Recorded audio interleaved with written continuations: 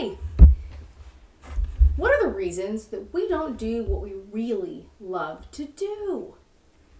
I'm Angie Gurno. I'm here to talk today about 5 reasons that as you get through life that you aren't doing the things you really love to do. I have broken it down to 5 things I've heard the most from people I've worked with over these last 20 or so years. And I want to share them with you and see if they ring true. The first one is money, right? It doesn't make any money to do things we love, or we haven't figured out how to make money to do things we love, or it costs money to do things we love. And that can be getting in the way because we're all about being successful, being an overachiever, only doing things that really make money and contribute. And number 2 is time. This is a big one, right? We don't have enough time to do things we love because we're very busy doing the things we need to be doing or should be doing or have to do. And that can be a problem too, right? So we spend all of this time doing things that we need to do, we should do, things that we maybe just happen to be really good at or happen to bring in income, and it doesn't leave those times for other things that we might just enjoy doing, things we love to do, right? Things that speak to our soul. And number 3, acceptance. What will other people think? Oh my gosh, this is a huge thing for everybody, right? Like, who doesn't wonder, like, ooh, what are my coworkers going to think? What are my colleagues in the field going to think? What is my family going to think? Whoever, right? If you're an overachiever, a high achiever, if you're, by all standards pretty successful and doing your thing, right? It does come up in your mind, I'm sure.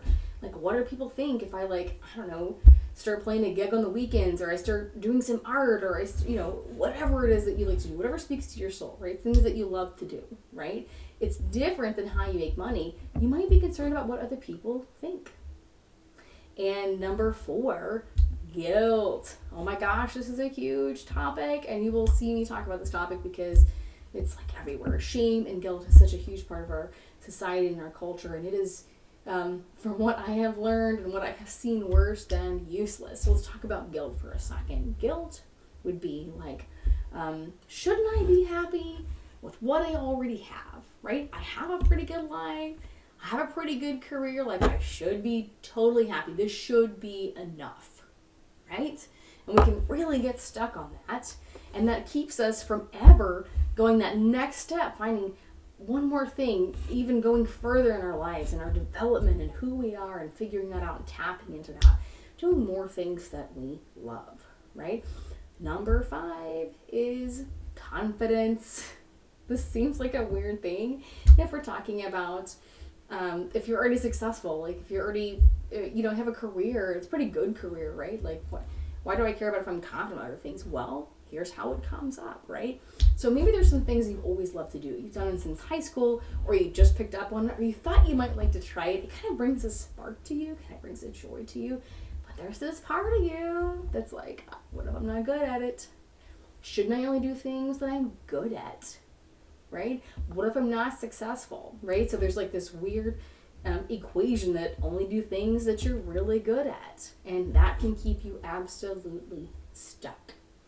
So I'm going to explore not only just these kind of 5 things that come up when it comes to keeping us from doing things we love, but also ways to get out of them, ways to get around them. Because if these things are going on for you, you might be in this category here that I call stuck, successful, right? You have things going on, you're successful, you're getting things done, but it just feels like something's missing, right? Or maybe you're just in that time of your life where you're like, okay, I did some things. What is next? Should I even be thinking about what is next? Should I be happy with what I have? All of that stuff goes into it. So if this rings true to you, if there's some agreement here, if there's any stirring of like, ooh, that kind of sounds like me, right?